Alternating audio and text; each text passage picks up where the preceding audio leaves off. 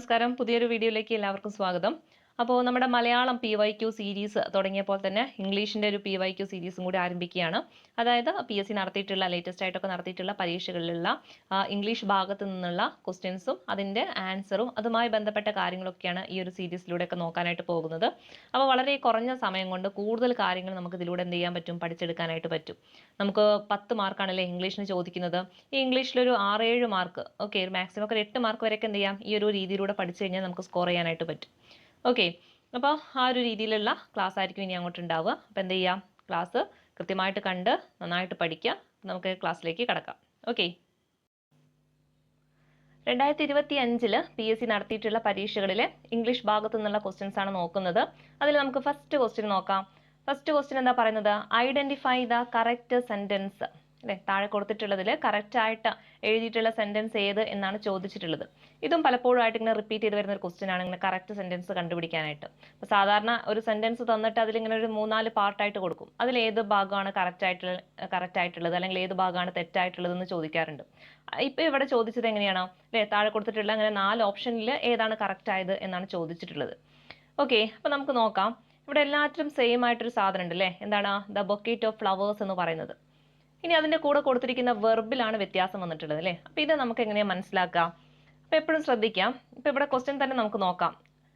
Flower, അല്ലെ, flower എന്ന് പറഞ്ഞു കഴിഞ്ഞാൽ എന്താണ്, അതൊരു സിംഗുലർ സബ്ജക്റ്റ് ആണ്, അല്ലെ. ഫ്ലവർ ഒരു പൂ എന്ന രീതിയിൽ നമ്മൾ അത് പരിഗണിക്കും. എന്നാൽ ഫ്ലവേഴ്സ് എന്ന് പറഞ്ഞു കഴിഞ്ഞാലോ അതെന്തായി, അതൊരു പ്ലൂറൽ ഫോമിലേക്കായി, അല്ലെ, പൂക്കൾ എന്ന രീതിയിലേക്ക് മാറി. എന്നാൽ ശ്രദ്ധിക്കണം, ദ ബൊക്കേറ്റ് ഓഫ് ഫ്ലവേഴ്സ് എന്ന് പറഞ്ഞു കഴിഞ്ഞാൽ എന്താണ്, ദ ബൊക്കേറ്റ് ഓഫ് ഫ്ലവേഴ്സ് എന്ന് പറഞ്ഞാൽ അതായത് ഈ ഫ്ലവേഴ്സ് ഒക്കെ കൂട്ടി വെച്ചിട്ടുണ്ടാക്കുന്ന ഒരു ബൊക്ക, അല്ലെ. അപ്പൊ അങ്ങനെ ഉണ്ടാക്കുന്ന ബൊക്ക എന്ന് പറയുമ്പോൾ എന്താണ്, ഒരു ഒറ്റ ഒന്ന് എന്ന നിലയിലാണ് നമ്മൾ പരിഗണിക്കുക, അല്ലെ. ഇവിടെ എന്താണ്, ഒരു ബൊക്ക ഉണ്ടാക്കുന്നത് എങ്ങനെയാണ്, ഒരുപാട് പൂക്കൾ കൂട്ടിച്ചേർത്തിട്ടാണ് ഉണ്ടാക്കുന്നത്. അപ്പൊ അതെന്താണ്, ഒരു ഒറ്റ ഒരു സിംഗുലർ ഫോമിലേക്ക് അത് മാറുകയാണ്, അല്ലെ. നമ്മളിപ്പോൾ ഒരു ബൊക്ക കൊടുക്കുന്ന സമയത്ത് ഓരോരോ പൂക്കളായിട്ട് ഇങ്ങനെ കയ്യിൽ കൊടുക്കലല്ലോ ചെയ്യാം, എല്ലാം കൂടി കൂട്ടി വെച്ചിട്ട് ഒരു ബൊക്ക ആയിട്ട് കൊടുക്കല്ലേ ചെയ്യാം. അപ്പൊ അതൊരു ഒറ്റ ഒരു സിംഗുലർ സബ്ജക്റ്റിലോട്ട് അത് മാറും. അപ്പൊ അതുകൊണ്ട് തന്നെ നമുക്കറിയില്ലേ, ഒരു സിംഗുലർ സബ്ജക്റ്റിന്റെ കൂടെ വരേണ്ട വെർബ് എന്ന് പറയുന്നത് എന്തായിരിക്കും, സിംഗുലറിന്റെ കൂടെ വരേണ്ടത് സിംഗുലർ വെർബ് ആയിരിക്കും, അല്ലെ. സിംഗുലർ വെർബ് ആയിരിക്കും വരിക. ഓക്കെ, അതുപോലെ തന്നെ ഒരു പ്ലൂറൽ ഫോം ആണെങ്കിൽ, ഒരു പ്ലൂറൽ സബ്ജക്റ്റ് ആണെങ്കിൽ അതിന്റെ കൂടെ വരേണ്ടത് എന്തായിരിക്കും, ഒരു പ്ലൂറൽ വെർബ് ആയിരിക്കും. ക്ലിയർ അല്ലേ. ഇനിയുള്ള സംശയമാണ്, അപ്പൊ സബ്ജക്റ്റ് സിംഗുലർ ആണോ പ്ലൂറൽ ആണോ എന്ന് മനസ്സിലായി, അല്ലെ. അപ്പൊ ബൊക്കറ്റ് ഓഫ് ഫ്ലവേഴ്സ് എന്ന് പറയുന്നത് എന്താണ്, ഒരു സിംഗുലർ സബ്ജക്റ്റ് ആണ്. ഇനി വെർബിനെ നമുക്ക് എങ്ങനെയാ മനസ്സിലാക്കുക, അതൊരു സിംഗുലർ ആണോ പ്ലൂറൽ ആണോ എന്ന് എങ്ങനെയാ മനസ്സിലാക്കുക. അതാവും പല ആൾക്കാർക്കും തെറ്റിപ്പോകുന്നത്. അപ്പൊ നിങ്ങൾ ഓർത്ത് വെക്കുക, സിംഗുലർ ആണെങ്കിൽ അതിന്റെ കൂടെ ഒന്നെങ്കിൽ ഒരു എസ് അല്ലെങ്കിൽ ഒരു ES ഉണ്ടാവും. അതായത് ആ വെർബിന്റെ കൂടെ എസ് എന്നോ അല്ലെങ്കിൽ ഒരു ES എന്നോ കൂടെ ചേർത്തിട്ടുണ്ടാവും. അങ്ങനെയാണെങ്കിൽ നിങ്ങൾ ഉറപ്പിച്ചു അത് എന്തായിരിക്കും, അത് ഒരു സിംഗുലർ വെർബ് ആയിരിക്കും. അപ്പൊ ഇനി നമുക്ക് നേരെ ഉത്തരത്തിലോട്ട് കിടക്കാമല്ലോ. ദ ബൊക്കേറ്റ് ഓഫ് ഫ്ലവേഴ്സ്, അതിന്റെ കൂടെ എന്ത് വരണം, സിംഗുലർ വരണം. ഇവിടെ എന്താണ്, സ്മെൽ ഉണ്ട്, സ്മെൽസ് ഉണ്ട്. ഏതാണ് കറക്റ്റ്, സ്മെൽസ്, അല്ലെ. The bouquet of flowers smells good. ഇതായിരിക്കും കറക്റ്റ് ആയിട്ടുള്ള ആൻസർ എന്ന് പറയുന്നത്. ഓപ്ഷൻ ബി ആയിരിക്കും. ഓക്കെ, ഇനി ഇതുമായി ബന്ധപ്പെട്ട് ഇങ്ങനെ ചോദിക്കാറുള്ള കുറച്ച് ക്വസ്റ്റ്യൻസ് കൂടി നോക്കാം. The children dash to play, അല്ലെ. എന്താ question, the children dash to play. ഇവിടെ വാണ്ട് ആണോ വാണ്ട്സ് ആണോ വരിക, എന്തായിരിക്കും വരിക, ദ ചിൽഡ്രൻ, അല്ലെ. ഇവിടെ നമ്മൾ ആദ്യം നോക്കണം സബ്ജക്റ്റ് ഇവിടെ എന്താണ്, ചിൽഡ്രൻ ആണ്, അല്ലെ. അതായത് കുട്ടികളാണ്. അപ്പൊ കുട്ടികൾ എന്ന് പറഞ്ഞു കഴിഞ്ഞാൽ നമുക്കറിയാം എന്താണ്, ഒരു പ്ലൂറൽ ഫോമിലുള്ളതാണ്. അപ്പൊ അതുകൊണ്ട് തന്നെ അതിന്റെ വെർബ് എന്തായിരിക്കണം, പ്ലൂറൽ ഫോമിലായിരിക്കണം. ഇവിടെ വാണ്ട് വാണ്ട്സ്, അല്ലെ, വാണ്ട് വാണ്ട്സ് ഉണ്ട്. അവിടെ ഏതാണ് പ്ലൂറൽ ആയിട്ടുള്ളത്, ഏതായിരിക്കും പ്ലൂറൽ ആയിട്ടുള്ളത്, ഇപ്പൊ പറഞ്ഞ കാര്യം വെച്ച് ഓർത്ത് കഴിഞ്ഞാൽ നമുക്ക് കിട്ടും. ഏതായിരിക്കും, എസ് ഉള്ളതാണെങ്കിൽ നമ്മൾ ഓർപ്പിച്ചു അതെന്താണ്, അത് സിംഗുലർ ആയിരിക്കും, അല്ലെ. എസ് ആണെങ്കിലും ES ഒക്കെ ആണെങ്കിലും അതൊക്കെ സിംഗുലർ ആയിരിക്കും. അപ്പൊ ഇതിൽ ഏതാണ് പ്ലൂറൽ ആയിട്ടുള്ളത്, വാണ്ട് ആണ്, അല്ലെ. അപ്പോൾ ഇവിടെ കറക്റ്റ് ആൻസർ ഏതാ വരിക, the children want to play ആണ്. ഇനി അടുത്തൊരു ക്വസ്റ്റ്യൻ നോക്കാം. The police dash no idea, അല്ലെ. എന്താ പറഞ്ഞിട്ടുള്ളത്, the police dash no idea. ഇവിടെ പലപ്പോഴും നമുക്കൊരു കൺഫ്യൂഷൻ വരും, അല്ലെ. പോലീസ് എന്ന് പറയുന്ന സമയത്ത് അതൊരു സിംഗുലർ സബ്ജക്റ്റ് ആണോ പ്ലൂറൽ ആണോ എന്നൊരു കൺഫ്യൂഷൻ വരും. അപ്പൊ നിങ്ങൾ ഓർത്ത് വെച്ചേക്കണം, പോലീസ് എന്ന് പറയുന്നത് എന്താണ്, ഒരു പ്ലൂറൽ സബ്ജക്റ്റ് ആയിരിക്കും. ഓക്കെ, അപ്പൊ അവിടെ ഓർത്ത് വെച്ചേക്കാം, നമ്മൾ ഒരിക്കലും പോലീസസ് എന്ന് പറയാറില്ലല്ലോ പ്ലൂറൽ ഫോമിലായിട്ട്. അപ്പൊ പോലീസ് എന്ന് പറഞ്ഞു കഴിഞ്ഞാൽ എന്താണ്, അതൊരു പ്ലൂറൽ ഫോമിൽ കണക്കാക്കുന്നതാണ്. അപ്പൊ ഇതിന്റെ കൂടെ നമുക്ക് എന്ത് വരണം, പ്ലൂറൽ സബ്ജക്റ്റ് ആണ് വരേണ്ടത്, അല്ലെ. അപ്പൊ ഇതിൽ ഹാവും ഹാസും ഏതായിരിക്കും പ്ലൂറൽ സബ്ജക്റ്റ് എന്ന് പറയുന്നത്, അത് ഹാവ് ആയിരിക്കും. ഓക്കെ, ഹാസ് എന്തിന്റെ കൂടെ വരുള്ളൂ, സിംഗുലർ സബ്ജക്റ്റിന്റെ കൂടെ വരുള്ളൂ. പറയാത്തവരുണ്ടെങ്കിൽ എഴുതി വെച്ചേക്കുക, സിംഗുലർ സബ്ജക്റ്റിന്റെ കൂടെ ആര് വരുള്ളൂ, ഹാസ് വരുള്ളൂ. പ്ലൂറലിന്റെ കൂടെയാണ് ഹാവ് വരിക. ഓക്കെ, അതായത് ബഹുവചനത്തിന്റെ കൂടെ ഹാവ് വരാൻ പാടുള്ളൂ. ഹാസ് ആണെങ്കിൽ ഏതാണ് നമ്മുടെ സിംഗുലർ സബ്ജക്റ്റിന്റെ കൂടെ വരാൻ പറ്റുള്ളൂ. അപ്പോൾ ഇവിടെ the police have no idea എന്ന് നമുക്ക് എന്ത് ചെയ്യും, ഉത്തരത്തിലേക്ക് എത്താനായിട്ട് പറ്റും. അടുത്തൊരു ക്വസ്റ്റ്യൻ നോക്കാം. Ramu and Raju dash hard അല്ലെ, Ramu and Raju dash hard. ഇവിടെ വർക്കാണോ വർക്ക്സ് ആണോ കറക്റ്റ് ആയിട്ട് കൊടുക്കേണ്ടത്? രാമു രാജുവും നന്നായിട്ട് വർക്ക് ചെയ്യുന്നുള്ള രീതിയിൽ നമ്മൾ എടുക്കുന്ന സമയത്ത് ഇവിടെ നമ്മൾ നോക്കണം സബ്ജക്റ്റ് എന്താണെന്ന് മനസ്സിലാക്കണം അല്ലേ. ഇവിടെ രണ്ടാൾക്കാർ വരുന്നുണ്ട്, രാമു ഉണ്ട് രാജുവും ഉണ്ട്. അപ്പൊ പിന്നെ ഒരു സംശയമില്ല, അതെന്തായി, പ്ലൂരലായി. ഇവിടെ ഒരാൾ മാത്രമല്ല അല്ലേ, രാമുവും രാജുവും കൂടി ഉണ്ട്. അപ്പൊ അതെന്താണ്, പ്ലൂരൽ സബ്ജക്റ്റ് ആണ്. ഓക്കെ, ഇപ്പൊ രാമു മാത്രമാണെങ്കിൽ എന്താ, അത് സിംഗുലർ ആണ്. ഇപ്പൊ രാമുവും രാജുവും ഉള്ളത് കൊണ്ട് തന്നെ അത് പ്ലൂരൽ ആണ്. അപ്പൊ ഇവരെ കൂടെ വരേണ്ട വെർബ് എന്ന് പറയുന്നത് എന്തായിരിക്കും, പ്ലൂരൽ ആയിരിക്കും. ഇനി പ്ലൂരൽ നമുക്ക് പഠിച്ചിട്ടുണ്ട് അല്ലേ, പ്ലൂരൽ വരണമെങ്കിൽ അവിടെ എന്താണ്, എസ്ഒ ഇ എസ് ഒന്നും വരാൻ പാടില്ല. അപ്പൊ അവിടെ വർക്ക് വർക്ക്സ്, ഇതിൽ ഏതായിരിക്കും പ്ലൂരൽ എന്ന് പറയുന്നത്, വർക്ക് അല്ലേ, വർക്ക് ആയിരിക്കും കറക്റ്റ് ആയിട്ട് വരിക. ഓക്കെ, അപ്പോൾ Ramu and Raju work hard എന്നാണ് കൊടുക്കുക. അടുത്തൊരു ക്വസ്റ്റ്യൻ നോക്കാം. My mother and my aunty dash good friends അല്ലേ, my mother and my aunty dash good friends. ഇവിടെ നോക്കൂ, സബ്ജക്റ്റ് എന്ന് പറയുമ്പോൾ രണ്ടാൾക്കാരുണ്ട് അല്ലേ, മൈ മദറും ഉണ്ട് അതുപോലെ തന്നെ മൈ ആന്റിയും, രണ്ടും വേറെ വേറെ ആൾക്കാരാണ്. അപ്പൊ മൈ മദറും ഉണ്ട് അതുപോലെ തന്നെ മൈ ആന്റി അല്ലേ. അപ്പൊ ഇവരെന്താണ്, പ്ലൂറൽ ഫോമിൽ വരുന്നതാണ്. അപ്പൊ അതിന്റെ കൂടെ വരുന്ന സബ്ജക്റ്റ് എന്തായിരിക്കും, അതും പ്ലൂറൽ ഫോമിലായിരിക്കും അല്ലേ. അവിടെ ഈസ് ഉണ്ട്, ആർ ഉണ്ട്. ഏതാണ് അതിലെ പ്ലൂറൽ വെർബ് എന്ന് പറയുന്നത്, ഏതായിരിക്കും, ഈസ് ആണോ? ഈസ് അല്ലല്ലേ, ഈസ് നമുക്കറിയാം, ഈസ് എന്താണ്, ഒരു സിംഗുലർ ആണ്. ഇവിടെ കൊടുക്കേണ്ടത് ഏതാണ്, ആർ ആയിരിക്കും എന്ത് കറക്റ്റ് ആയിട്ടുള്ളത് അല്ലേ. ആർ എന്ന് പറയുന്നത് പ്ലൂറൽ ഫോമിലുള്ളതാണ്. അടുത്ത ക്വസ്റ്റ്യൻ നോക്കാം. The principal and chairman dash attended the meeting. വളരെ പ്രധാനപ്പെട്ട ഒരു ക്വസ്റ്റ്യൻ ആണ്. The principal and chairman dash attended the meeting. ഏതാണ് കറക്റ്റ് ആയിട്ടുള്ളത്? ഇവിടെ നിങ്ങൾ ശ്രദ്ധിക്കണം, ഇവിടുത്തെ സബ്ജക്റ്റ് എന്ന് പറയുമ്പോൾ അല്ലെ, നമ്മൾ നോക്കുന്ന സമയത്ത് പ്രിൻസിപ്പാൾ ചെയർമാൻ എന്ന് പറയുന്നുണ്ട് അല്ലെ, രണ്ടാൾക്കാരായിട്ട് നമുക്ക് തോന്നും. പക്ഷെ ഇവിടെ നിങ്ങൾ പ്രത്യേകം ശ്രദ്ധിക്കണം, ദ പ്രിൻസിപ്പാൾ ആൻഡ് ചെയർമാൻ എന്ന് പറയുമ്പം ഇത് രണ്ടും ഒരാളെയാണ് ഉദ്ദേശിച്ചിട്ടുള്ളത്. ഓക്കെ, ഇത് പ്രിൻസിപ്പാൾ എന്നും ചെയർമാൻ എന്ന് പറയുന്നത് ആരാണ്, ഒറ്റ ഒരാളാണ് അല്ലെ. നമുക്കൊരു കോളേജിലൊക്കെ ആണെങ്കിൽ അവിടെ പ്രിൻസിപ്പാളും ചെയർമാനും ഒരാൾ തന്നെയായിരിക്കും. അപ്പോൾ ദ പ്രിൻസിപ്പാൾ ആൻഡ് ചെയർമാൻ എന്ന് പറയുന്നത് ഒരൊറ്റ ആളെ തന്നെയാണ് ഉദ്ദേശിക്കുന്നത്. അപ്പോൾ ദ പ്രിൻസിപ്പാൾ ആൻഡ് ചെയർമാൻ എന്ന് പറയുമ്പോൾ അതിന്റെ കൂടെ വരേണ്ട വെർബ് എന്ന് പറഞ്ഞാലും എന്തായിരിക്കും, സിംഗുലർ ആയിരിക്കും അല്ലേ. അപ്പൊ സിംഗുലർ എന്ന് പറയുമ്പോൾ ഏതാണ്, ഹാസ് ആണോ ഹാവ് ആണോ, ഹാസ് ആണ് അല്ലേ, ഹാസ് ആണ് സിംഗുലർ ആയിട്ട് വരുന്നത്. ഓക്കെ, ക്ലിയർ അല്ലേ? ഇനി അടുത്തൊരു ക്വസ്റ്റ്യൻ നോക്കാം. പക്ഷെ ഇവിടെ നമ്മൾ പ്രത്യേകം ശ്രദ്ധിക്കണം, ഈ ഒരു ക്വസ്റ്റ്യനിൽ വേറെ രീതിയിൽ ചോദിക്കാറുണ്ട്. The principal and the chairman എന്ന് കൊടുക്കുകയാണെങ്കിൽ, ഓക്കെ, എന്താണ്, the principal and the chairman എന്ന് കൊടുക്കുകയാണെങ്കിൽ ഇവിടെ രണ്ടുപേരും വ്യത്യസ്തമായിട്ടുള്ള ആൾക്കാരായിരിക്കും. അവിടെ പ്രിൻസിപ്പാൾ ഉണ്ട്, വേറൊരാൾ ചെയർമാൻ ആയിട്ടുണ്ട്. അപ്പൊ അവിടെ കൊടുക്കേണ്ടത് ആ സബ്ജക്റ്റ് എന്ന് പറയുമ്പോൾ അവിടെ പ്ലൂറൽ ആയിരിക്കും, അവിടുത്തെ വെർബും എന്തായിരിക്കും, പ്ലൂറൽ ആയിരിക്കും. ക്ലിയർ അല്ലേ? ഇവിടെ എന്തേ കൊടുത്തിട്ടുള്ളൂ, ദ പ്രിൻസിപ്പാൾ ആൻഡ് ചെയർമാൻ എന്നേ കൊടുത്തിട്ടുള്ളൂ. ഈ ദ എന്ന് പറയുന്ന സാധനം ഇവിടെ വന്നിട്ടില്ല. ഈ ദ വന്നു കഴിഞ്ഞാൽ പ്രത്യേകം ശ്രദ്ധിക്കണം, അതെന്താണ്, വേറൊരാളെ തന്നെ പറയാണ്.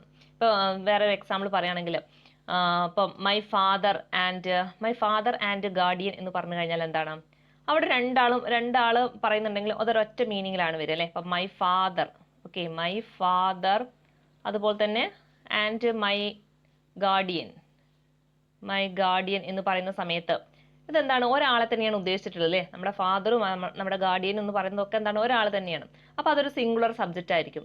എന്നാൽ സെപ്പറേറ്റ് ഇങ്ങനെ ചോദിക്കുകയാണെന്ന് കരുതുക, my father and my guardian എന്ന് പറയുമ്പോൾ അവിടെ ദ ചേർത്തിട്ടുണ്ടെങ്കിൽ മനസ്സിലാക്കുക മൈ ഫാദർ വേറെയാണ്, ദ ഗാർഡിയൻ പറയുന്നത് വേറെയാണ്. അപ്പൊ അതൊരു പ്ലൂറൽ ഫോമിലായിരിക്കും. അപ്പൊ വെർബ് എന്തായിരിക്കും, പ്ലൂറൽ വെർബ് ആയിരിക്കും കൊടുക്കേണ്ടത്. ഓക്കെ, അടുത്ത ക്വസ്റ്റ്യൻ നോക്കാം. ദ ന്യൂസ് ഡാഷ് ലേറ്റസ്റ്റ് അല്ലെ, ദ ന്യൂസ് ഡാഷ് ലേറ്റസ്റ്റ്. ഇവിടെ ഓർത്ത് വെച്ചേക്കണം, ന്യൂസ്, അതുപോലെ തന്നെ ലഗേജ്, ഇൻഫോർമേഷൻ, ഫർണിച്ചർ, പോയട്രി, അങ്ങനെയുള്ള കുറച്ച് വാക്കുകളുണ്ട്. അതിന്റെ കൂടെ കൊടുക്കേണ്ട വെർബ് എന്ന് പറഞ്ഞാൽ എന്താണ്, അതിന്റെ കൂടെ കൊടുക്കേണ്ടത് സിംഗുലർ ആയിരിക്കും. ഓക്കെ, ഇപ്പൊ ന്യൂസ് എന്ന് പറഞ്ഞു കഴിഞ്ഞാലല്ലേ, ന്യൂസ് എന്ന് കേൾക്കുമ്പോൾ നമുക്കൊരു പ്ലൂറൽ ഫോമിലേക്ക് തോന്നും. പക്ഷെ ന്യൂസ്, അതുപോലെ തന്നെ ഇൻഫോർമേഷൻ, അതുപോലെ തന്നെ ലഗേജ്, ഫർണിച്ചർ. ഓക്കെ, ഫർണിച്ചർ ഒക്കെ വളരെ പ്രധാനപ്പെട്ടതാണ്. ഫർണിച്ചർ എന്നൊക്കെ പറയുമ്പോൾ നമ്മൾ സിംഗുലർ വെർബാണ് ഉപയോഗിക്കാൻ പാടുള്ളൂ. Luggage, news, information, furniture, poetry, ഇവയുടെ കൂടെ ഒക്കെ എന്തേ ഉപയോഗിക്കാൻ പാടുള്ളൂ, സിംഗുലർ വെർബേ ഉപയോഗിക്കാൻ പാടുള്ളൂ. അതൊരു സിംഗുലർ സബ്ജക്റ്റ് ആയിട്ടാണ് നമ്മൾ പരിഗണിക്കുക. അപ്പോൾ അവിടെ എന്താ കൊടുക്കേണ്ടത്, ദ ന്യൂസ് ഈസ് ലേറ്റസ്റ്റ് എന്ന് കൊടുക്കും. Okay, the news is latest എന്നാണ് കൊടുക്കുക. ക്ലിയർ അല്ലേ? അടുത്ത ക്വസ്റ്റ്യൻ നോക്കാം. Which of the following words is the closest in the meaning of delinquent അല്ലേ? ഓക്കെ, എന്താണ് നമ്മുടെ സിനോണിയംസുമായി ബന്ധപ്പെട്ട ഒരു ക്വസ്റ്റ്യൻ ആണ്. Which of the following is the words is the closest in the meaning of delinquent? എന്താണ് ആ ഒരു ഡെലിങ്ക്വന്റ് എന്ന മീനിങ്ങിനോട് അടുത്ത് നിൽക്കുന്ന അല്ലെങ്കിൽ സിനോണിയമായിട്ട് വരുന്ന മീനിങ് എന്ന് പറയുന്നത് അല്ലെ? അതിന്റെ അടുത്ത് നിൽക്കുന്ന അർത്ഥം വരുന്ന പദം ഇവിടെ നോക്കാം. നമുക്ക് ഓരോ ഓപ്ഷൻ ആയിട്ട് നോക്കാം. ഡ്യൂട്ടിഫുൾ,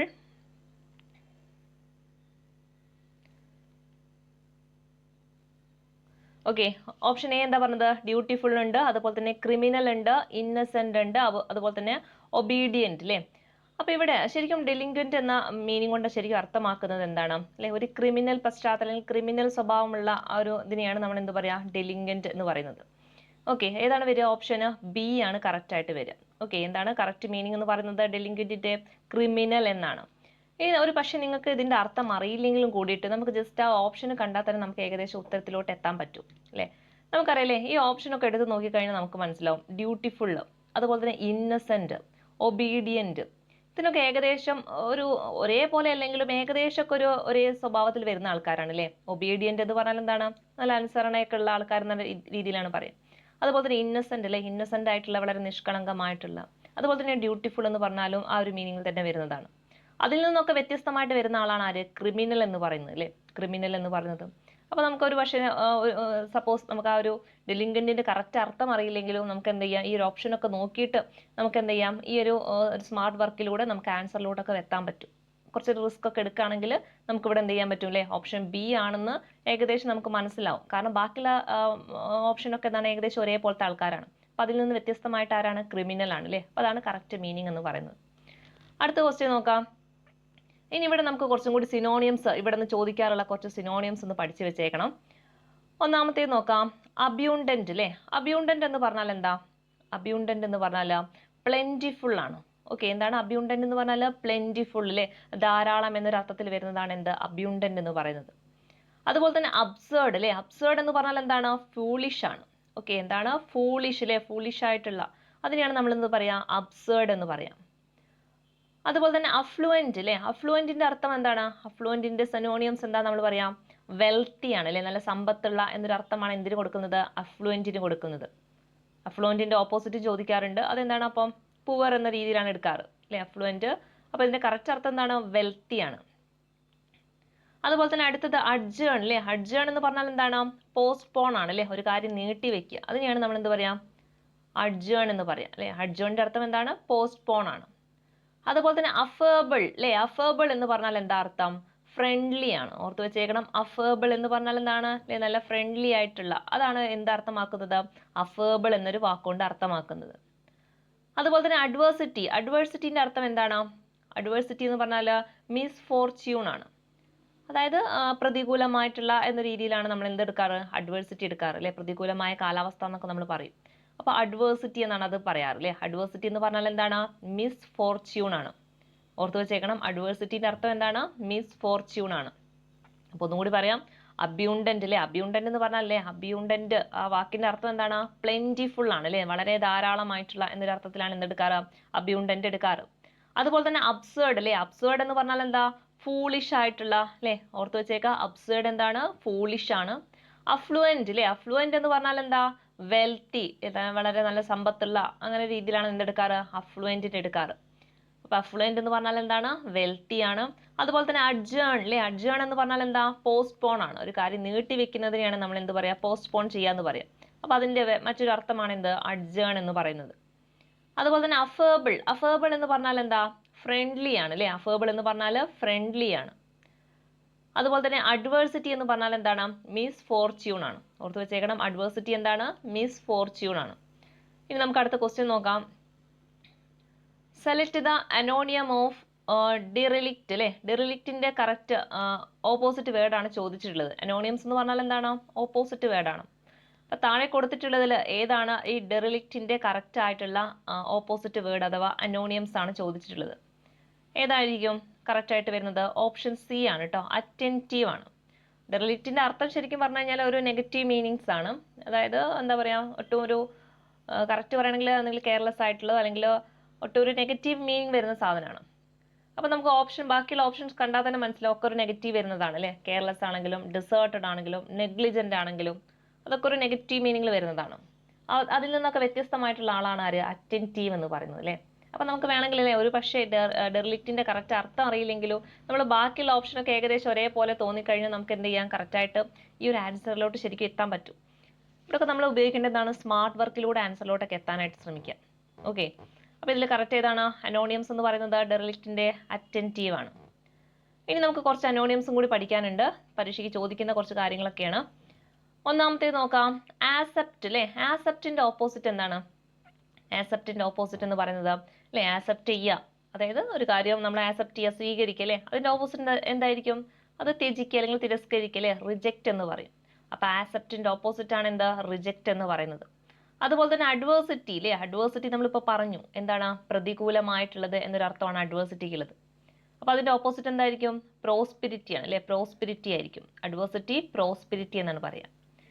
അടുത്തതാണ് അറോഗന്റ് അല്ലെ. അറോഗന്റിന്റെ അർത്ഥം ശരിക്കും പറഞ്ഞാൽ എന്താണ്?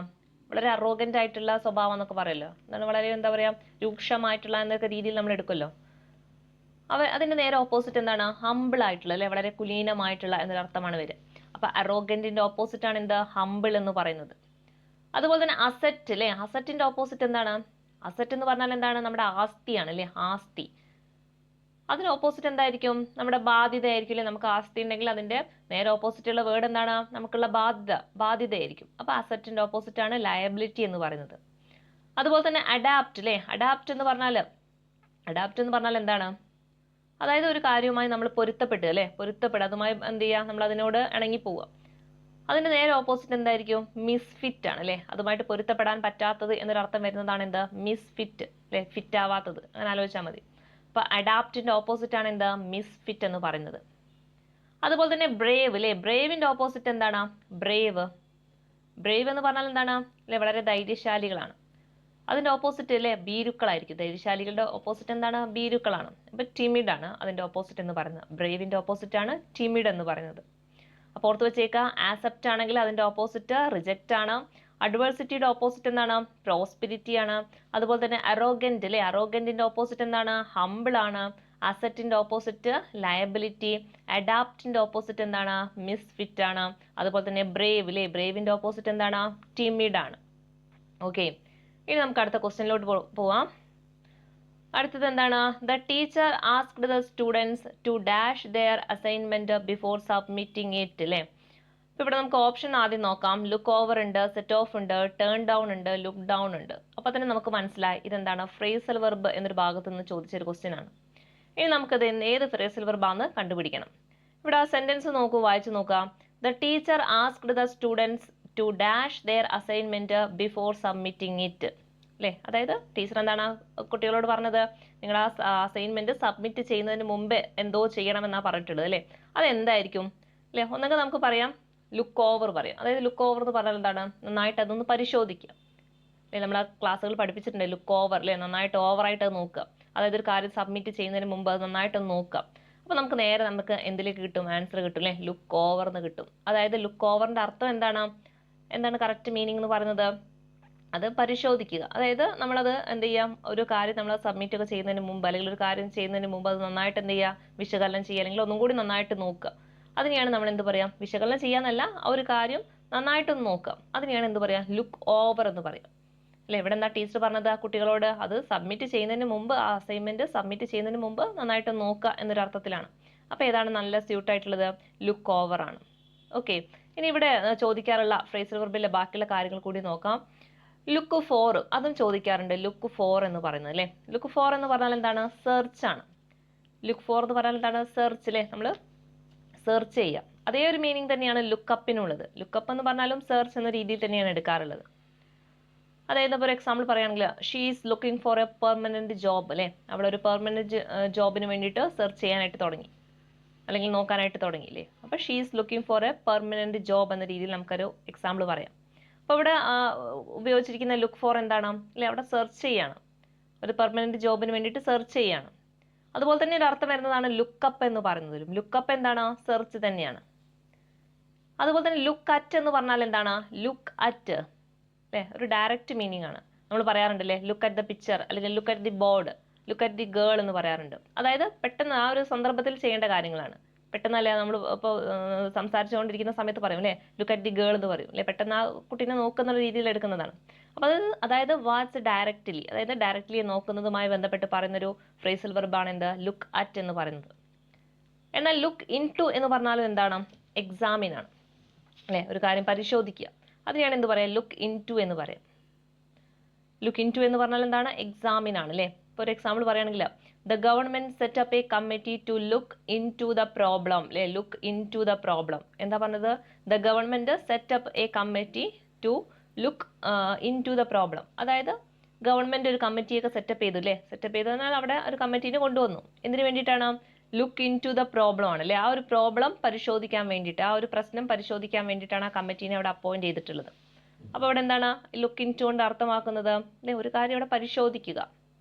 അപ്പോൾ ശ്രദ്ധിക്കുക, ലുക്ക് ഫോർ എന്ന് പറഞ്ഞാൽ എന്താണ് സെർച്ച് ആണ്. അതുപോലെ തന്നെ ലുക്ക് അപ്പ് എന്ന് പറഞ്ഞാലും സെർച്ച് തന്നെയാണ്. ലുക്ക് അറ്റ് എന്ന് പറഞ്ഞാൽ വാച്ച് ഡയറക്റ്റ്ലി അതായത് ഡയറക്റ്റ് ആയിട്ട് നമ്മളൊരു കാര്യം നോക്കുക, അതിനെയാണ് നമ്മൾ ലുക്ക് അറ്റ് എന്ന് പറയാം. അതുപോലെ തന്നെ ലുക്ക് ഇൻ ടു എന്ന് പറഞ്ഞാൽ എന്താണ് എക്സാമിനാണ്. ഇതേ പറഞ്ഞ പോലെ തന്നെ പരിശോധിക്കുക. ഓക്കെ, ഇനി നമുക്ക് അടുത്ത ക്വസ്റ്റ്യനിലോട്ട് പോകാം. അടുത്തൊരു ക്വസ്റ്റ്യൻ നോക്കാം. A hand writing that cannot be read. എന്താ അതിനെ പറയുന്നത്, A hand writing that cannot be read അല്ലേ. ഇത് നമ്മുടെ വൺ വേർഡ് സബ്സ്റ്റിറ്റ്യൂട്ടിൽ നിന്ന് വരുന്ന ഒരു ക്വസ്റ്റ്യൻ ആണ്. അതായത് മലയാളത്തിൽ പറയുകയാണെങ്കിൽ ഒറ്റപ്പദം, മലയാളത്തിലും ചോദിക്കാറുണ്ട് ഇംഗ്ലീഷിലും ചോദിക്കുന്നതാണ് എന്ത് ഒറ്റപ്പദം എന്ന് പറയുന്നത്. അതായത് ഒരു ഹാൻഡ് റൈറ്റിംഗ് അത് നമുക്ക് വായിക്കാനായിട്ട് കഴിയുന്നില്ലെങ്കിൽ അതിന് എന്താണ് നമ്മൾ ഒറ്റപ്പദമായിട്ട് പറയാം, എന്താണ് പറയാം, ഓപ്ഷൻ ബി ആണ് കേട്ടോ. എന്താ പറയാ ഇല്ലെജിബിൾ എന്നാണ് പറയാം. ഓക്കെ, എന്താണ് ഇല്ലെജിബിൾ എന്നാണ് പറയാം. എന്താണ് A hand writing that cannot be read എന്ന് പറഞ്ഞാൽ എന്താണ് ഇല്ലെജിബിൾ ആണ്. ഓക്കെ, ഇതുമായി ബന്ധപ്പെട്ട് ചോദിക്കാറുള്ള കുറച്ച് ഒറ്റപ്പദങ്ങൾ കൂടി നോക്കാം.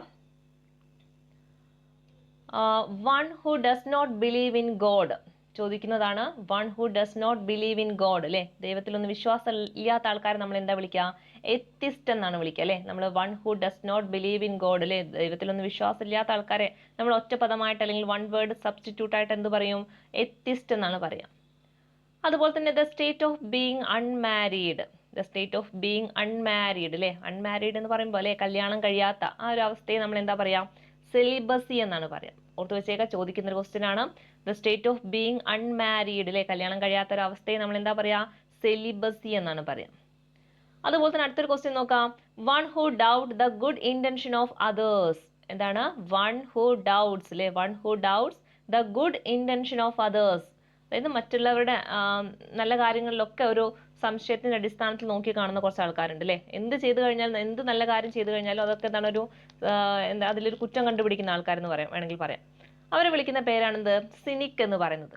ഓക്കെ, എന്താണ് one who doubts the good intention of others. മറ്റുള്ളവരുടെ നല്ല കാര്യത്തിലൊക്കെ എന്ത് ചെയ്യുക, എന്തെങ്കിലും ഒരു ഇത് കണ്ടുപിടിക്കുക അല്ലെങ്കിൽ അതിലൊക്കെ ഒരു സംശയം കണ്ടുപിടിക്കുക, അവരെയാണ് നമ്മൾ എന്ത് പറയാ, സിനിക് എന്ന് പറയാം. അടുത്തൊരു വൺ വേർഡ് നോക്കാം.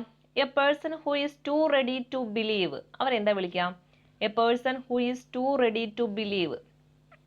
അതായത് എന്ത് കാര്യവും വിശ്വസിക്കാൻ തയ്യാറായി നിൽക്കുന്ന ആൾക്കാരുണ്ടാവും, അവരെ വിളിക്കുന്ന പേരാണ് ക്രെഡുലസ് എന്ന് പറയും. ഒറ്റപദമായിട്ട് നമ്മൾ പറയുന്നതാണ് എന്ത് ക്രെഡുലസ് എന്ന് പറയുന്നത്.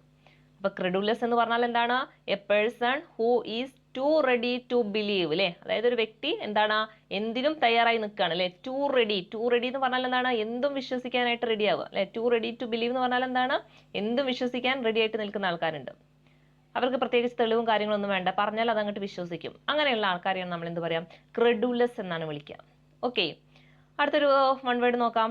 One who hates book. One who hates book എന്ന് പറഞ്ഞാൽ അല്ലേ ബുക്കൊക്കെ വെറുക്കുന്ന ആൾക്കാർ, അവരെ എന്താ നമ്മൾ വിളിക്കാം, ബിബ്ലിയോഫോബ് എന്നാണ് പറയാട്ടോ. എന്താ പറയാ, ബിബ്ലിയോഫോബ്. ബിബ്ലിയോഫോബ് എന്ന് പറഞ്ഞാൽ എന്താണ്, വൺ ഹു ഹെയ്റ്റ്സ് ബുക്ക് ആണ് അല്ലെ. ബുക്കിനൊക്കെ വെറുക്കുന്ന ആൾക്കാരുണ്ടാവും.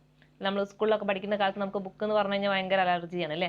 ബുക്കിനൊക്കെ ചിലപ്പം ഇഷ്ടം ഉണ്ടാവണമെന്നില്ലേ അന്നത്തെ കാലത്ത്. അപ്പൊ അങ്ങനെയൊക്കെ നമുക്ക് ഉണ്ടെങ്കിൽ നമുക്ക് എന്ത് പറയാം, ബിബ്ലിയോഫോബ് എന്ന് നമ്മൾ വിളിക്കാം അല്ലെ. അപ്പൊ വൺ ഹു ഹെയ്റ്റ്സ് ബുക്ക് എന്ന് പറഞ്ഞാൽ പുസ്തകങ്ങളെയൊക്കെ വെറുക്കുന്ന ആൾക്കാർ, അവരെന്താ വിളിക്കുന്നത്, ബിബ്ലിയോഫോബ് എന്നാണ്. ഇത്രയും കാര്യം ഒന്നും കൂടി നോക്കാം. One who does not believe in God അല്ലെ, ദൈവത്തിലൊന്നും വിശ്വാസമില്ലാത്ത ആൾക്കാരെ നമ്മൾ എന്താ വിളിച്ചത്, എത്തിസ്റ്റ് എന്ന് വിളിച്ചു.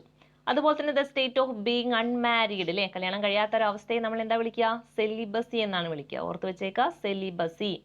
അതുപോലെ തന്നെ one who doubts the good intention of others അല്ലെ, മറ്റുള്ളവരുടെ നല്ല കാര്യത്തിലൊക്കെ സംശയത്തോടെ നോക്കി കാണുന്ന ആൾക്കാരെ നമ്മൾ എന്ത് വിളിച്ചു? സിനിക് അല്ലെ, സിനിക് എന്ന് പറഞ്ഞു. അതുപോലെ തന്നെ a person who is too ready to believe അല്ലെ, എന്ത് കാര്യം വിശ്വസിക്കാൻ റെഡി ആയിട്ട് നിൽക്കുന്ന ആൾക്കാരെ നമ്മൾ എന്ത് വിളിക്കുക? ക്രെഡുലസ് എന്ന് വിളിക്കാം. ഇനി വൺ ഹു ഹേറ്റ്സ് ബുക്കിനെയൊക്കെ വെറുക്കുന്ന ആൾക്കാരെ നമ്മൾ എന്ത് പറഞ്ഞു? ബിബ്ലിയോ ഫോബ് എന്നാണ് പറഞ്ഞത്. ഓക്കെ, ഇനി നമുക്ക് അടുത്ത ക്വസ്റ്റ്യൻ നോക്കാം. Dash Europeans conquered many parts of the world before First World War. അപ്പോൾ ഈ ഒരു ക്വസ്റ്റ്യൻ വന്നിട്ടുള്ളത് നമ്മുടെ ആർട്ടിക്കിൾസ് എന്നൊരു ഭാഗത്തു നിന്നാണ് അല്ലേ. നമ്മുടെ സിലബസിൽ എടുത്ത് പറയുന്ന ഒരു ടോപ്പിക്കാണ് ആർട്ടിക്കിൾസ് എന്ന് പറയുന്നത്. നമുക്കറിയില്ലേ ആർട്ടിക്കിൾസ് എന്ന് പറഞ്ഞു കഴിഞ്ഞാൽ ഏതൊക്കെയാണ് വരുന്നത്? എ വരുന്നുണ്ട്, അതുപോലെ തന്നെ ആൻ വരുന്നുണ്ട്, അതുപോലെ തന്നെ ദ. ഇതൊക്കെയാണ് നമ്മുടെ ആർട്ടിക്കിൾസ് എന്ന് പറയുന്നത്. ഓക്കെ, ഈ മൂന്നെണ്ണമാണ് നമ്മുടെ ആർട്ടിക്കിൾസ് എന്ന് പറയുന്നത്. അപ്പോൾ ഇതിൽ കൊടുത്തിട്ടുള്ള ഏത് ആർട്ടിക്കിൾസ് ആണ് ഇവിടെ കറക്റ്റ് ആയിട്ട് വരുന്നത് എന്നാണ് ചോദിച്ചിട്ടുള്ളത് അല്ലേ.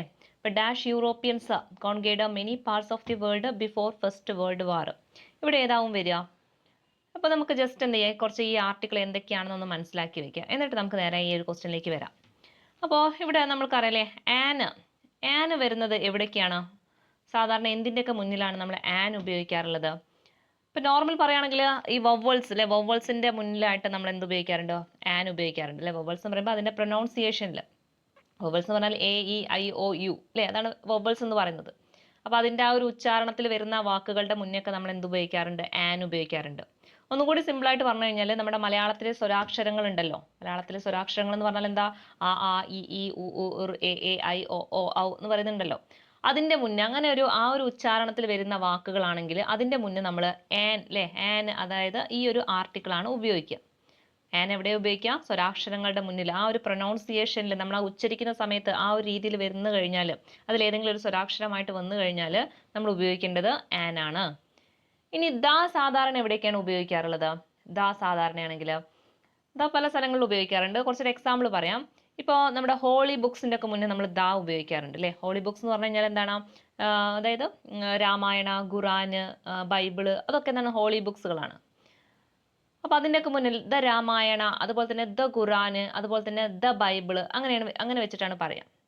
അതുപോലെ തന്നെ റിവേഴ്സിൻ്റെ മുന്നേയൊക്കെ എന്താ ഉപയോഗിക്കാറ്? ദയാണ് ഉപയോഗിക്കാറ്. അപ്പം ദ നൈൽ എന്ന് പറയും. അതുപോലെ തന്നെ ദ പെരിയാർ അല്ലെ, ദ പെരിയാർ. അതുപോലെ തന്നെ ദ ഗംഗ. അങ്ങനെയൊക്കെ ഈ നദികളുടെയൊക്കെ മുന്നേ നമ്മൾ എന്ത് ഉപയോഗിക്കാറുണ്ട്? ദയാണ് ഉപയോഗിക്കാറുള്ളത്.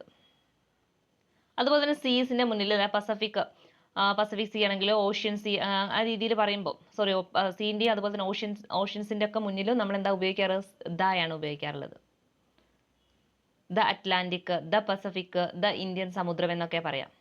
അതുപോലെ തന്നെ ട്രെയിനുകളുടെ ഒക്കെ മുന്നേ എന്താണ് ഉപയോഗിക്കാറുള്ളത്? ദായാണ് ഉപയോഗിക്കാറ്. ഇപ്പം ദ മംഗള എക്സ്പ്രസ് അല്ലേ, ദ മംഗള എന്നാണ് പറയാം. അതുപോലെ തന്നെ ദ വിവേക് എക്സ്പ്രസ് എന്ന് പറയും. അതുപോലെ തന്നെയാണ് ദ ഉപയോഗിക്കുന്ന മറ്റൊരു കേസാണ് മൗണ്ടെയിൻ റേഞ്ചുകൾ അല്ലേ. മൗണ്ടെയിൻ റേഞ്ചുകളുടെ മുന്നിലൊക്കെ ദായാണ് ഉപയോഗിക്കാറുള്ളത്. ഇപ്പം ദ വെസ്റ്റേൺ ഘട്ട് എന്ന് പറയും. അതുപോലെ തന്നെ ദ ഹിമാലയ അല്ലേ, ദ ഹിമാലയ ഇമ്പോർട്ടൻ്റ് ആണ്, ചോദിക്കുന്നതാണ്. ദ ഹിമാലയ എന്നാണ് പറയാം. എന്നാൽ ഒറ്റയ്ക്ക് നിൽക്കുന്ന ഈ ഒരു എന്താ പറയുക, ഇപ്പം എവറസ്റ്റ് ഒക്കെ ഉണ്ടല്ലോ, അതിൻ്റെ മുന്നേ നമ്മൾ എന്ത് ഉപയോഗിക്കാൻ പാടില്ല? ദ ചേർക്കാൻ പാടില്ല. അവിടെ ആർട്ടിക്കിൾസ് ഒന്നും ഉപയോഗിക്കാൻ പാടില്ല. അപ്പോൾ അതെന്ത് ചെയ്യാമെന്ന് ഓർത്ത് വയ്ക്കാം. നമുക്ക് കുറച്ച് എക്സാമ്പിൾ നോക്കാം, അപ്പോൾ കുറച്ചും കൂടി നിങ്ങൾക്ക് ഈസി ആവും. She went to her home dash year ago അല്ലേ. എന്താ പറഞ്ഞത്? She went to her home അല്ലേ, അവളുടെ വീട്ടിലേക്ക് പോയത് എന്താണ് അല്ലേ, വർഷങ്ങൾക്ക് മുമ്പേ ആണ്. She went to her home dash year ago എന്ന് പറയുമ്പോൾ ഇവിടെ ഏത് ആർട്ടിക്കിളാണ് ഉപയോഗിക്കേണ്ടത്? അപ്പോൾ ആർട്ടിക്കിൾ എങ്ങനെയാണ് ഉപയോഗിക്കേണ്ടത് നമ്മൾ മനസ്സിലാക്കുക. അതിന് എടുത്ത് കിടക്കുന്ന ഈ വാക്കിലെ അതിൻ്റെ പ്രൊനൗൺസിയേഷൻ എങ്ങനെയാണെന്ന് നോക്കാം. ഇയർ എന്നാണ് അല്ലേ, ഇയർ എന്ന രീതിയിലാണ് നമ്മൾ പറയുക. ഈ ഇയർ എന്നാണ് നമ്മൾ പറയുന്ന സമയത്ത് പറയുക അല്ലേ. നമ്മൾ വായിക്കുമ്പോൾ എങ്ങനെയാണ്? ഇയർ എന്ന് പറയുമ്പോൾ എങ്ങനെയാണ്? ഇയർ എന്നല്ല പറയുക. അപ്പോൾ അവിടെ യായാണ്. യാ എന്ന് പറഞ്ഞു കഴിഞ്ഞാൽ നമ്മുടെ ആൻ അവിടെ ഉൾപ്പെടുത്താൻ പറ്റില്ല അല്ലേ. നമ്മൾ ആൻ ഉപയോഗിച്ച് നമ്മൾ പറഞ്ഞില്ലേ, സ്വരാക്ഷരങ്ങളുടെ ഒക്കെ മുന്നിലാണ് ആൻ ഉപയോഗിക്കുക. അപ്പോൾ ഇവിടെ എന്ത് വരില്ല? ആന് വരില്ല.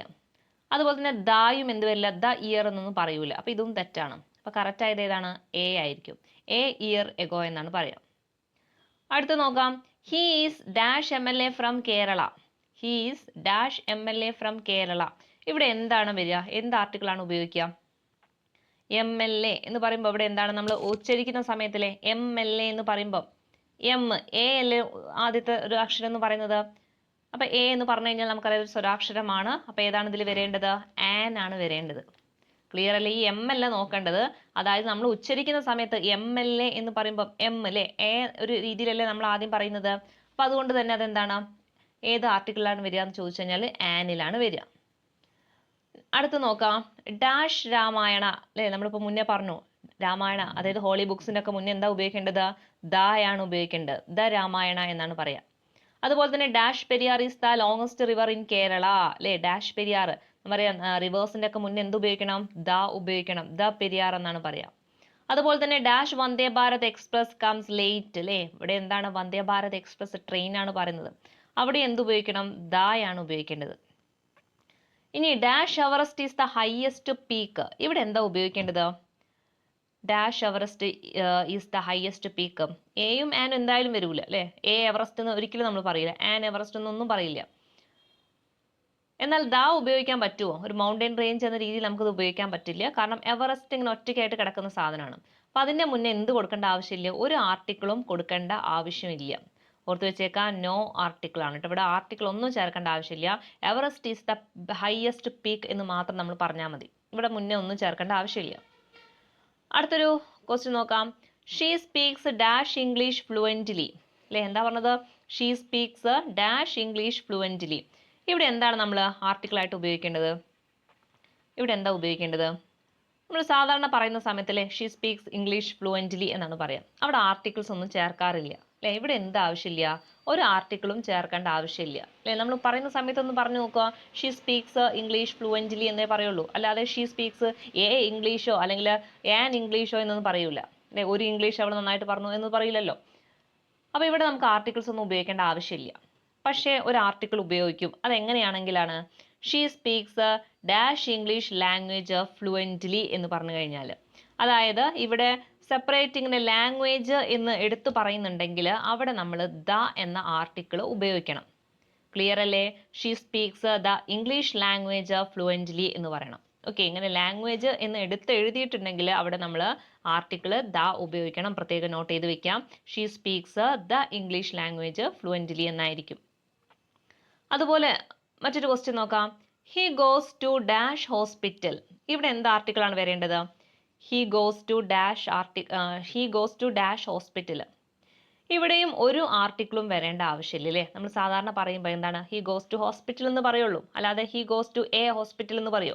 അല്ലെങ്കിൽ he goes to the hospital എന്ന് മാത്രം പറഞ്ഞുകൊണ്ട് അവസാനിപ്പിക്കുമോ? ഇല്ല. ഇവിടെ എന്താ ആവശ്യമില്ല? ഒരു ആർട്ടിക്കിളും പറയേണ്ട ആവശ്യമില്ല. ജസ്റ്റ് എന്താ പറഞ്ഞാൽ മതി? ഹി ഗോസ് ടു ഹോസ്പിറ്റൽ അല്ലെ, അവന് ഹോസ്പിറ്റലിലേക്ക് പോയി എന്ന് മാത്രം പറഞ്ഞാൽ മതി.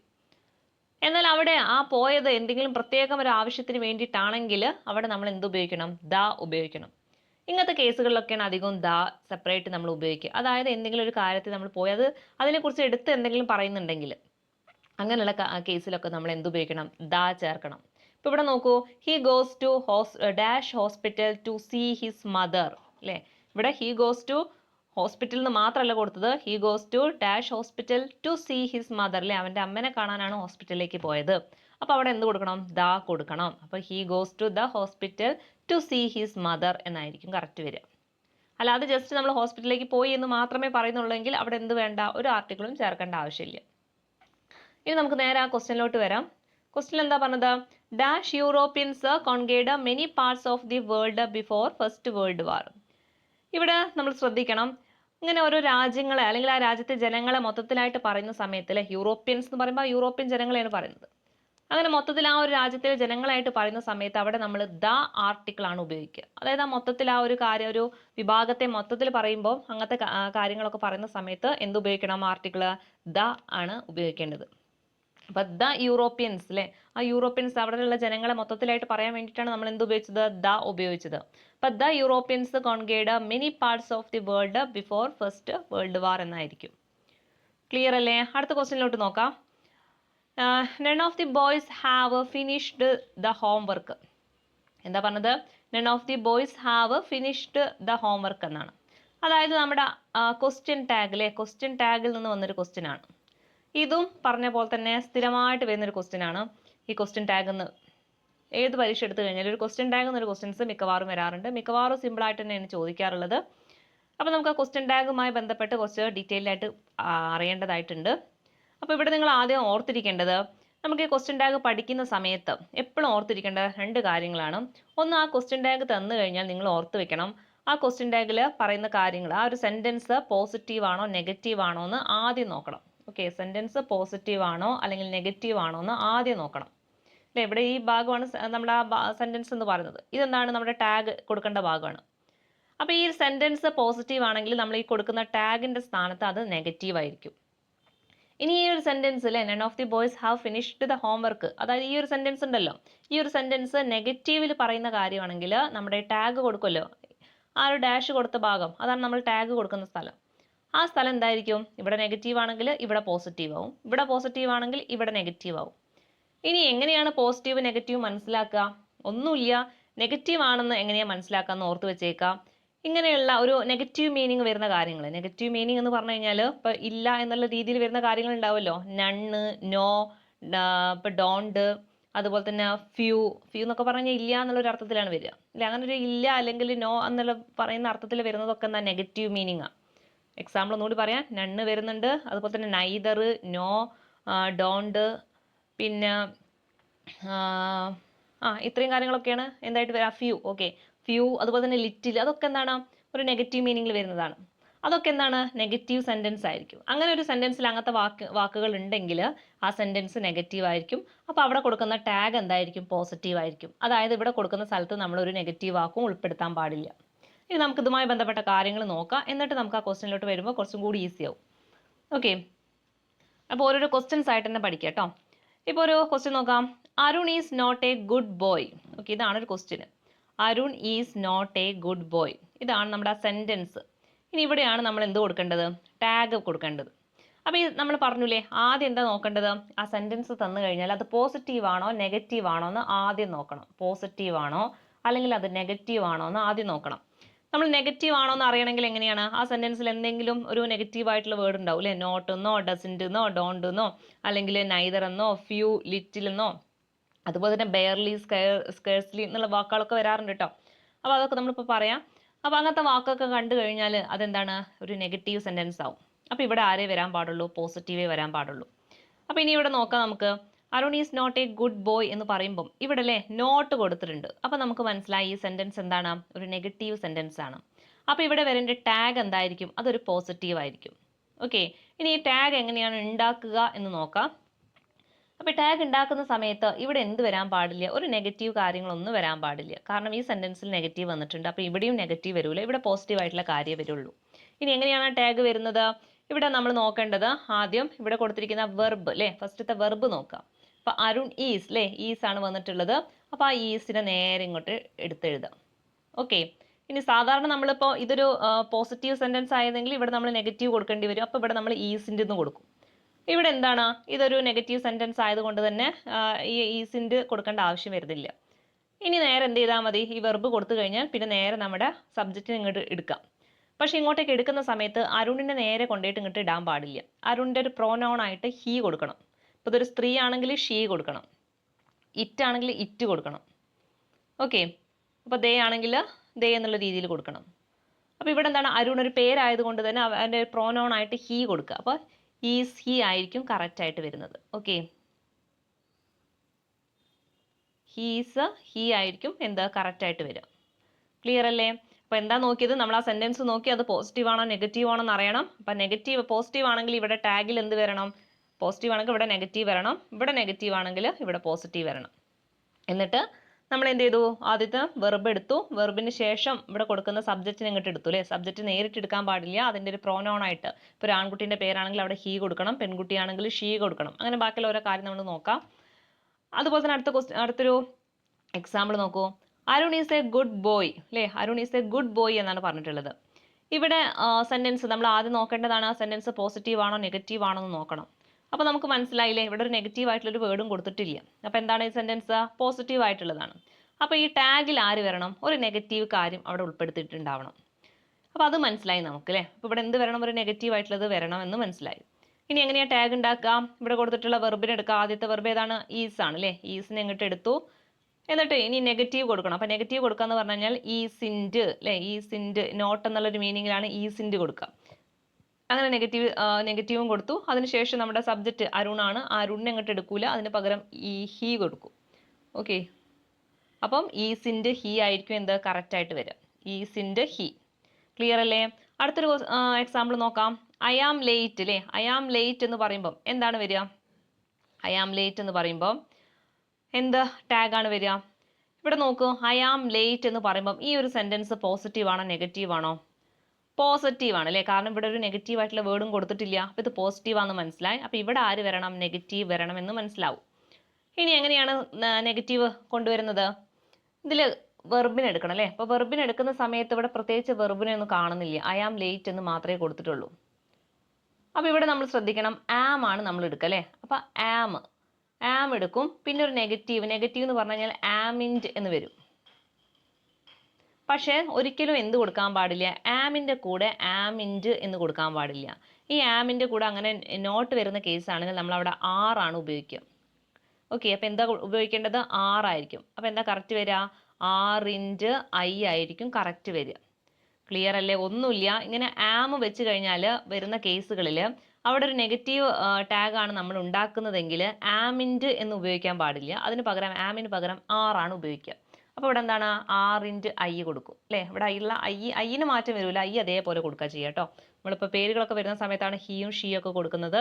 ഐ വരുന്ന സമയത്ത് ഐ അതേപോലെ കൊടുക്കും. അതേപോലത്തെ ഒരു എക്സാമ്പിൾ നോക്കൂ.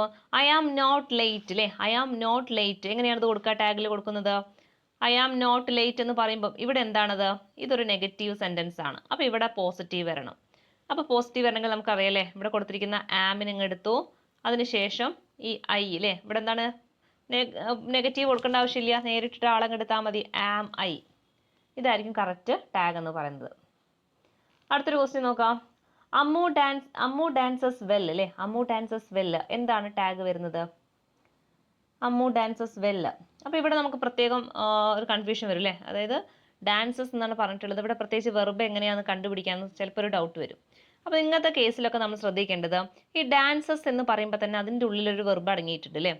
അപ്പോൾ ഇങ്ങനെ വരുന്ന കേസിൽ നമ്മൾ ഓർത്തിരിക്കേണ്ടത് ഡു, ഡസ്, അതുപോലെ തന്നെ ഡിഡ്. ഓക്കെ, ഇവരെങ്ങ് എഴുതി വയ്ക്കുക. ഇനി ഇവിടെ ഏതാണ് വരിക എന്ന് നോക്കിയാൽ മതി. ഇപ്പോൾ ഡാൻസ് അല്ലേ? ഡാൻസസ് എന്ന് പറയുമ്പോൾ അവിടെ എന്താണ്? ഒരു സിംഗുലർ മീനിങ് ആണ്. അപ്പോൾ സിംഗുലർ ആയതുകൊണ്ട് തന്നെ ഇവിടെ എന്താണ്? ഡസ് ആണ് ഉപയോഗിക്കുക. ഇവിടെ ഡാൻസ് എന്ന് മാത്രമേ കൊടുത്തിട്ടുള്ളെങ്കിൽ അതെന്താണ്? അതൊരു പ്ലൂറൽ ഫോമിലായിരിക്കും. അപ്പോൾ ഡു ആണ് ഉപയോഗിക്കുക. ഇനി ഇവിടെ ഡാൻസ്ഡ് ഒരു പാസ്റ്റിലുള്ളൊരു ഫോമാണ് കൊടുത്തിട്ടുള്ളതെങ്കിൽ അവിടെ നമ്മൾ ഉപയോഗിക്കേണ്ടത് ഡിഡ് ആയിരിക്കും. അപ്പോൾ ഈ ഒരു ഡു, ഡസ്, ഡിഡ് ആയിരിക്കും ഇങ്ങനെയുള്ള കേസുകളിൽ വരിക. അതിലേതാണ് വരേണ്ടതെന്ന് നോക്കുക, ഇത് നോക്കിയിട്ട് നമ്മൾ തീരുമാനിക്കുക. അപ്പോൾ ഇവിടെ ഡാൻസസ് എന്നായതുകൊണ്ട് തന്നെ ഇതെന്താണ്? സിംഗുലർ ആണ്. അപ്പോൾ ഇവിടെ ഏതാണ് വരേണ്ടത്? ഡസ് ആണ് വരേണ്ടത്. അപ്പോൾ നമുക്ക് ഡസ് കിട്ടി അല്ലേ? ഡസ് കിട്ടി. ഇനി പോസിറ്റീവ് ആണോ നെഗറ്റീവ് ആണോ ചേർക്കേണ്ടത്? ഇവിടെ പോസിറ്റീവ് ആയിട്ടുള്ള സെൻറ്റൻസ് ആണ് അല്ലേ? അമ്മു ഡാൻസസ് വെൽ എന്ന് പറയുമ്പോൾ അവിടെ ഒരു നെഗറ്റീവും കൊടുത്തിട്ടില്ല. അപ്പോൾ നമുക്ക് ഇവിടെ എന്ത് വേണം? ടാഗിൽ ഒരു നെഗറ്റീവ് ആണ്. എന്ത് കൊടുക്കണം? നോട്ട് അല്ലേ? എൻ ടി കൊടുക്കുക, അതായത് ഡസിൻഡ് എന്ന രീതിയിൽ കൊടുക്കാം. ഡസിൻഡ്. പിന്നെ അതിൻ്റെ സബ്ജക്റ്റ് വരുന്ന സമയത്ത് അമ്മു ആണ് അല്ലേ? അപ്പോൾ അമ്മു എന്ന് നേരിട്ട് എഴുതാൻ പാടില്ല, ഷീ എന്ന് കൊടുക്കുക.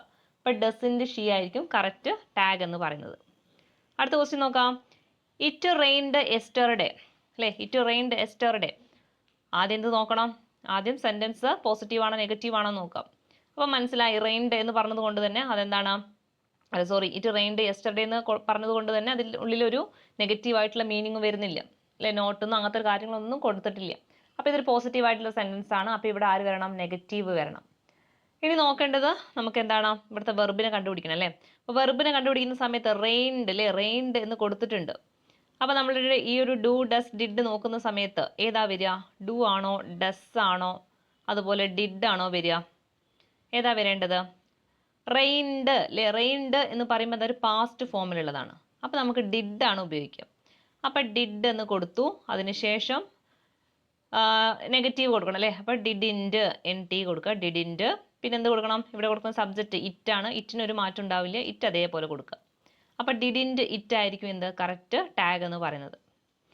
ഇനി ഇവിടെ നമുക്ക് നെഗറ്റീവ് ഏതൊക്കെ വേർഡ്സ് ആണ് വരുന്നതെന്ന് കൂടി ഒന്ന് ഓർത്ത് വെച്ചേക്കുക. നമ്മൾ പറഞ്ഞില്ലേ സാധാരണ നോ, നോട്ട്, അതുപോലെ നണ്ണ്, നൈദർ, പിന്നെ ഏതാ പറയാറ്? ഈ റൈറ്റും അല്ലാതെ വരുന്ന കുറച്ച് ആൾക്കാരുണ്ട്. ഫ്യൂ അല്ലേ? ഫ്യൂ ആണെങ്കിലും ലിറ്റിൽ ആണെങ്കിലും ഒക്കെ നെഗറ്റീവ് മീനിങ്ങിൽ വരുന്നതാണ്. ഫ്യൂ, ലിറ്റിലൊക്കെ എന്താണ്? നെഗറ്റീവ് ആണ്. എന്നാൽ എ ഫ്യൂ എന്ന് പറഞ്ഞു കഴിഞ്ഞാൽ ശ്രദ്ധിക്കണം, അത് പോസിറ്റീവ് ആയിരിക്കും.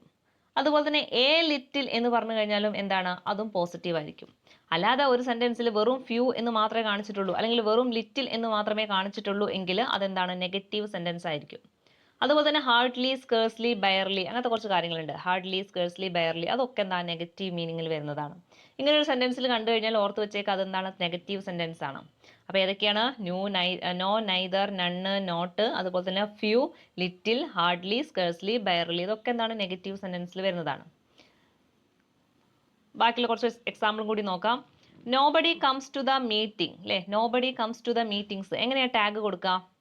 ഇപ്പം nobody comes to the meeting എന്ന് പറയുമ്പോൾ നമ്മൾ ആദ്യം നോക്കേണ്ടത് ഇത് പോസിറ്റീവ് ആണോ നെഗറ്റീവ് ആണോ നോക്കണം. നമുക്ക് മനസ്സിലായില്ലേ, നോബഡി എന്ന് കണ്ടുകൊണ്ട് തന്നെ അതെന്താണ്, ഒരു നെഗറ്റീവ് സെന്റൻസ് ആണ്. അപ്പോൾ ഇവിടെ ആര് വരണം, പോസിറ്റീവ് വരണം.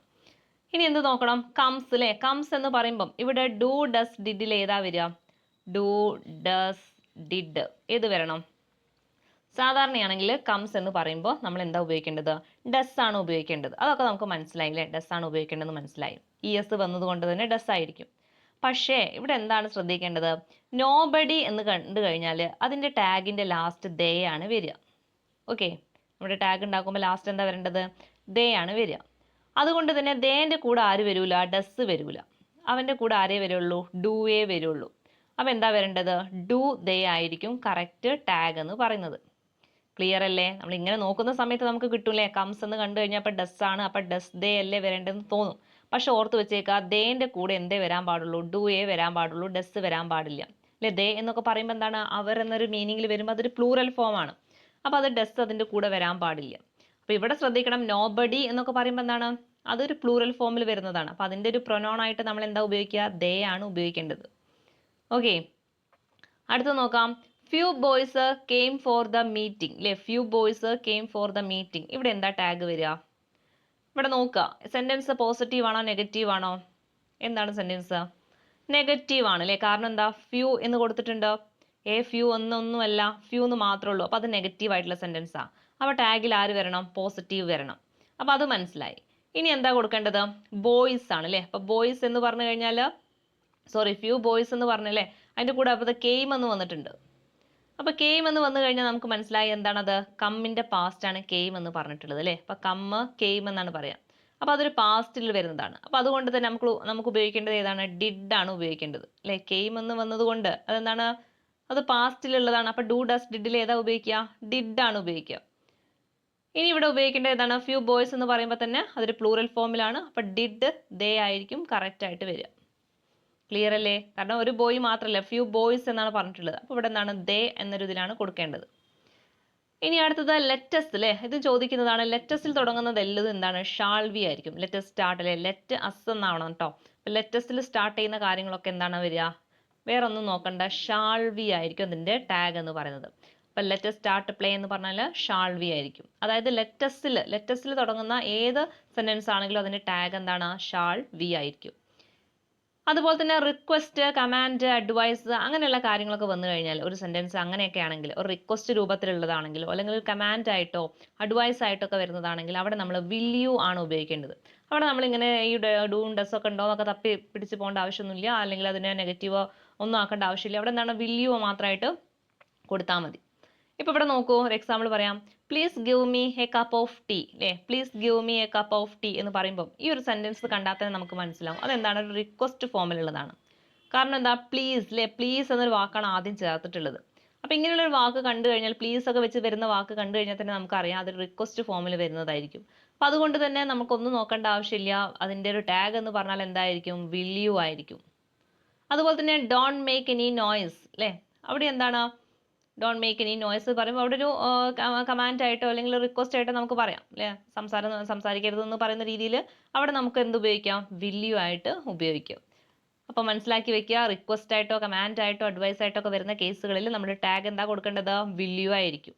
എന്നാൽ കുറച്ചും കൂടി രൂക്ഷമായ രീതിയിൽ നമ്മൾ സംസാരിക്കുമ്പോൾ, ഒരു കർക്കശമായിട്ടുള്ള രീതിയിലൊക്കെ സംസാരിക്കുമല്ലോ, ആ സമയത്ത് നമ്മൾ ഉപയോഗിക്കേണ്ടത് ക്യാൻഡ് യു ആണ്. ഓക്കെ, ഏതാണ്, ക്യാൻഡ് യു. ഇപ്പോൾ നമ്മൾ പറയില്ലേ ഷട്ട് അപ്പ് യുവർ മൗത്ത് എന്നൊക്കെ പറയില്ലേ, ഷട്ട് അപ്പ് യുവർ മൗത്ത് എന്നൊക്കെ പറയും. ആ സമയത്ത് നമ്മൾ ഉപയോഗിക്കേണ്ട ടാഗ് എന്താണ്, ക്യാൻഡ് യു ആണ് കേട്ടോ. ഓർത്ത് വെച്ചേക്കുക, ക്യാൻഡ് യു. ഗെറ്റ് ഔട്ട് എന്നൊക്കെ നമ്മൾ പറയാറില്ലേ, അവിടെയും ഉപയോഗിക്കേണ്ട ടാഗ് എന്താണ്, ക്യാൻഡ് യു. ഓക്കെ, അതായത് കുറച്ചും കൂടി രൂക്ഷമായിട്ട് സംസാരിക്കുക അല്ലേ, വളരെ ഒച്ചത്തിൽ വളരെ കർക്കശമായിട്ട് സംസാരിക്കുക എന്ന് പറയില്ലേ അല്ലെ, ഷട്ടപ്പ് യുവർ മൗത്ത് എന്നൊക്കെ പറയുമ്പോൾ എന്താണ്, വളരെ രൂക്ഷമായിട്ട് സംസാരിക്കുകയാണ്. ആ സമയത്ത് നമ്മൾ ഏത് ടാഗാണ് ഉപയോഗിക്കുക ചോദിച്ചാൽ ക്യാൻ ഡു ആണ്. അതും കൂടി എന്ത് ചെയ്യുക, ഓർത്ത് വെക്കുക. അപ്പം ഇത്രയാണ് നമ്മുടെ ഈ ഒരു ടാഗ് ക്വസ്റ്റ്യനിൽ പ്രധാനപ്പെട്ട ഭാഗങ്ങൾ എന്ന് പറയുന്നത്. ഇനി നമുക്ക് ആ ക്വസ്റ്റ്യൻ നോക്കിയിട്ടില്ലായിരുന്നല്ലോ, ക്വസ്റ്റ്യൻ കൂടി നോക്കാം. ക്വസ്റ്റ്യൻ എന്താണ്? Question, none of the boys have finished the homework അല്ലേ, എന്തായിരിക്കും ആൻസർ വരിക? None of the boys have finished the homework എന്ന് പറഞ്ഞു കഴിഞ്ഞാൽ എന്താ നോക്കേണ്ടത്? സെന്റൻസ് പോസിറ്റീവ് ആണോ നെഗറ്റീവ് ആണോ എന്ന് നോക്കണം അല്ലേ, പോസിറ്റീവ് ആണോ നെഗറ്റീവ് ആണോ എന്ന് നോക്കണം. അതിനുശേഷം ടാഗ് കൊടുക്കണം. അപ്പോൾ sentence none of the boys have finished the homework എന്ന് പറയുമ്പോൾ സെന്റൻസ് എന്താണ്, നെഗറ്റീവ് ആയിട്ടുള്ളതാണ് അല്ലേ, നെഗറ്റീവ് ആണ്. അപ്പോൾ ടാഗ് ആരായിരിക്കും? പോസിറ്റീവ് ആയിരിക്കും. അപ്പോൾ പോസിറ്റീവ് ആയിരിക്കുന്നത് കൊണ്ട് തന്നെ നമുക്ക് ഈ ഓപ്ഷൻ ബിയും ഡിയും എന്ത് ചെയ്യാം, കട്ട് ചെയ്ത് കളയാം. കാരണം രണ്ടും എന്താണ്, നെഗറ്റീവിൽ പറയുന്നതാണ് അല്ലേ, ഹാവിൻറ്റ് ഡിഡിൻറ്റ്. അപ്പോൾ ഇത് രണ്ടും പോയി. പിന്നെയുള്ളത് എയും സി ആണ്. അപ്പോൾ നമുക്കറിയാലേ none of the boys have, ഇവിടെ കൊടുക്കുന്നത് എന്താണ്, ഹാവ് ആണ് കൊടുക്കേണ്ടത്. അപ്പോൾ ഹാവിൽ വെച്ചിട്ടായിരിക്കും തുടങ്ങുക. അപ്പോൾ എന്തായിരിക്കും വരേണ്ടത്? ഹാവ് ദേ ആയിരിക്കും അല്ലേ. അപ്പോൾ നൺ ഓഫ് ദി ബോയ്സ് എന്ന് പറയുമ്പോൾ ഇതിന് എന്താ പറയുക, പ്ലൂറൽ ഫോമിലല്ലേ. അപ്പോൾ എന്താ കൊടുക്കേണ്ടത്? ദേ ആയിരിക്കും കൊടുക്കേണ്ടത്. അപ്പോൾ എന്താ ആൻസർ? ഹാവ് ദേ ആയിരിക്കും ആൻസർ എന്ന് പറയുന്നത്. ഓക്കെ, അപ്പോൾ ഇത്രയും ക്വസ്റ്റ്യൻ ഒക്കെ ക്ലിയർ ആയിട്ടുണ്ടാവും എന്ന് വിശ്വസിക്കുന്നു. അപ്പോൾ അടുത്തൊരു കുറച്ച് ക്വസ്റ്റ്യൻസ് ആയിട്ട് എന്ത് ചെയ്യാം, നമുക്ക് അടുത്തൊരു ക്ലാസ്സിൽ കാണാം. താങ്ക്